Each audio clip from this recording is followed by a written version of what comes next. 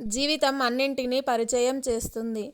తిని ఖాళీగా కూర్చునే రోజులను, తినడానికి టైం దొరకని రోజులను, నిద్ర పట్టని రాత్రులను, నిద్రలేని రాత్రులను, ఘోరమైన ఓటమిని, ఘనమైన గెలుపుని, ఆకాశానికి ఎత్తే అభిమానాన్ని, పాతాళానికి తొక్కే మోసాన్ని, బాధలో తోడుగా ఉండే బంధాన్ని, బాధించే బంధువులను, వంగి వంగి దండాలు పెట్టించుకునే అధికారాన్ని, ఎవరి కంటికి కనిపించని దీనావస్థని జీవితం అన్నింటినీ పరిచయం చేస్తుంది.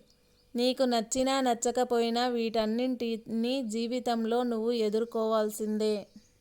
మిత్రమా, సక్సెస్ అనేది ఊరికే రాదు. కన్నీళ్లు పెట్టుకోవాలి, కష్టాలు ఎదుర్కోవాలి, బాధలు తట్టుకోవాలి, మనసుకు గాయాలు కావాలి, గుండె మాటలకు ముక్కలవ్వాలి, బంధాలను కోల్పోవాలి, ఎదురు దెబ్బలు తినాలి, సహనంతో మెలగాలి, గుణపాఠాలు నేర్చుకోవాలి, అనుభవ పాఠాలు దిద్దుకోవాలి, ప్రతి క్షణం నీతో నువ్వు యుద్ధం చేయాలి. అప్పుడే సక్సెస్ అనేది వస్తుంది.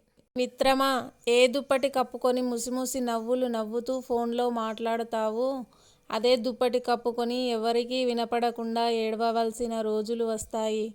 జాగ్రత్త మిత్రమా. నిత్య సత్యం. భోజనంలో విషం పడితే ఎంత ప్రమాదమో చెవిలో విషయం పడితే కూడా అంతే ప్రమాదం. తినే భోజనం గురించి ఎంత జాగ్రత్తగా ఉంటామో వినే మాటల గురించి అంతే జాగ్రత్తగా ఉండాలి. కొన్నిసార్లు మన చెవులు గ్రహించే మాటల వలన మన స్వభావం మారిపోవచ్చు. అందుకే వీలైనంత వరకు మంచి మాటలు వింటూ మంచి చెప్పే వారిని గౌరవించకపోయినా వారి మాటల్లో మంచిని మాత్రం గ్రహించండి. చాడీలు చెప్పేవారికి మాత్రం దూరంగా ఉండండి. ఎందుకంటే రేపు మీ గురించి ఇంకొకరికి చెడుగా చెబుతారు.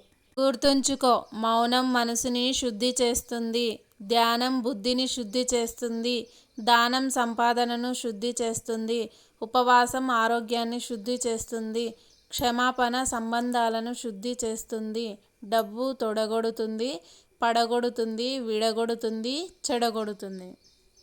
మనిషి నైజం. ప్రార్థన చేస్తున్నప్పుడు దేవుడు వింటాడనే నమ్మకం నిందలు వేస్తున్నప్పుడు ఉండదు. పుణ్యకార్యం చేస్తే దేవుడు చూస్తాడనే నమ్మకం పాపం చేస్తున్నప్పుడు ఉండదు. దానం చేస్తే దేవుడు సంతోషిస్తాడనే నమ్మకం దొంగతనం చేస్తున్నప్పుడు ఉండదు. ప్రేమలో దేవుడున్నాడని నమ్మకం, అయినా మనుషుల్ని ద్వేషించడం, ఇన్ని అసమానతలు ఉన్నా తనని తాను పర్ఫెక్ట్ అనుకోవడం ఇంకా ఘోరం. అన్నిటి నుండే కసి పుట్టాలి. అవమానాల నుండే అనుకున్న లక్ష్యాన్ని సాధించాలనే పట్టుదల రావాలి.